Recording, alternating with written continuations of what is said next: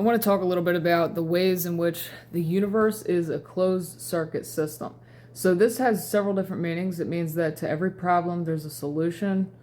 It means that the higher you go in consciousness and the more love, the more capacity that you develop for love, the equal capacity that you develop for the counterpart on the downside of pain, of depth. And really, the one that I want to talk about today is what happens when we set intention. You know, we always hear the term raise your vibration. And this has become one of the top trends in the spiritual community during this time of spiritual awakening is raising your vibration. And we're taught to go into a state of meditation and heart-brain coherence in order to visualize and bring about the inner state and emotion of already having what it is that you desire, you know, alignment, abundance, bliss, joy, good health, balanced relationships, all the things that are absolutely our birthright, you know, and this is wonderful. What I want to touch on is that the universe is a closed circuit system, it's fail proof.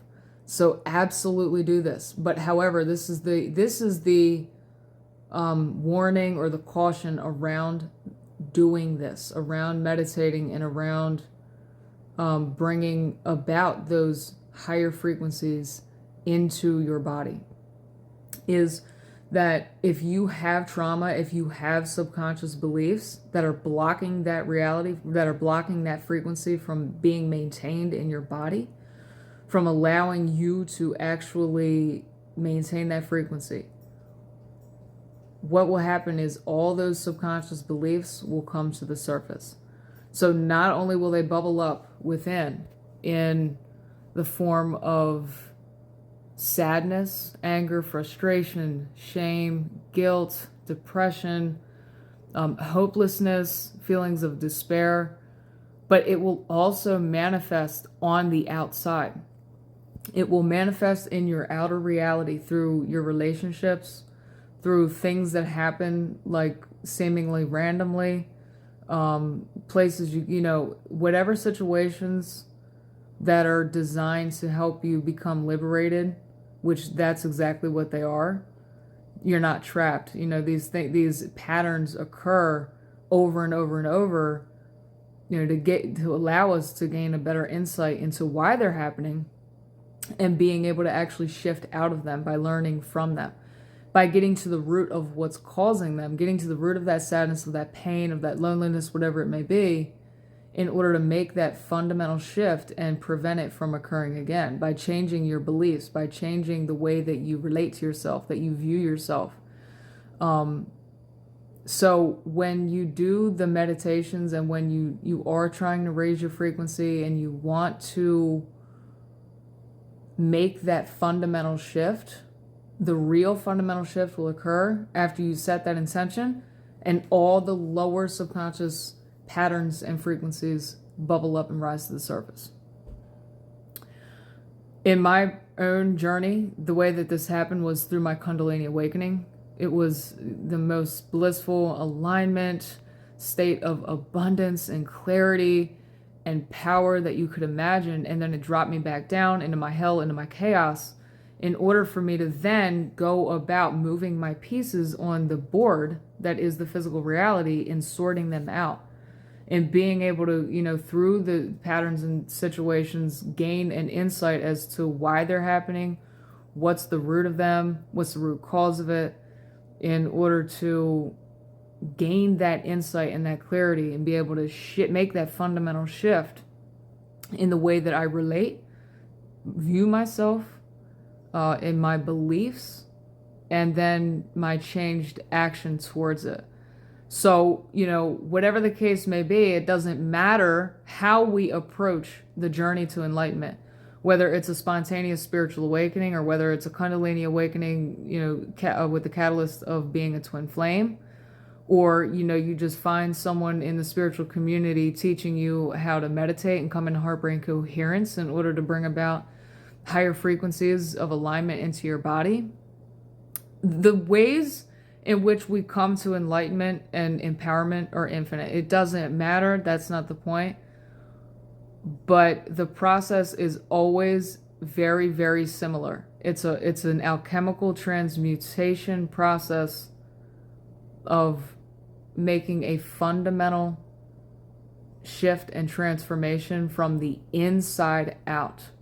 Whatever's happening on the outside is only a reflection of the inside, which is another way in which it's a closed circuit, fail-proof system we live in, because you are simply wired to heal into the wholeness of love. That means your outside patterns are not going to stop until you make those shifts and changes on the inside. So really, it seems like a prison. It seems like a nightmare. It seems like a bad joke. It's confusing. You know, depending on the level of trauma that you have, it could be years. You know, you could have to go through this journey of self-discovery and unlearning everything you thought you knew and unbecoming everything you were in order to allow the truth of who you truly are to come through. That could be a process that takes years and years and years. But nonetheless, you know, that's why the whole thing, the whole purpose is to come into alignment and to remember your worth and to know your power. So no matter what, you know, whether it's a couple weeks or a couple months that it takes you to make a fundamental shift, or whether it's years and a long drawn out extensive journey, you are designed for it. It's in your DNA. Your success, your alignment, your liberation is already written in your DNA. It's just a matter of unraveling to the truth of it. It's a huge thing that we always hear in the spiritual community, and it's true. They say, you know, once you make the decision, it happens. You know, once you make that fundamental choice that you want this in your life, you want to be aligned, you want to, you know, be independent, successful, wealthy, abundant. That's absolutely true. But I think another thing that happens is that we hear this and then we become so frustrated and feel like there's something wrong with us because we're unable to successfully make that fundamental shift of frequency and belief in order to manifest it and become it. So there's a process, and that's why following your heart, getting uncomfortable, making those sacrifices, making those changes. No part of the process is really easy, but it does become easier because you gain wisdom.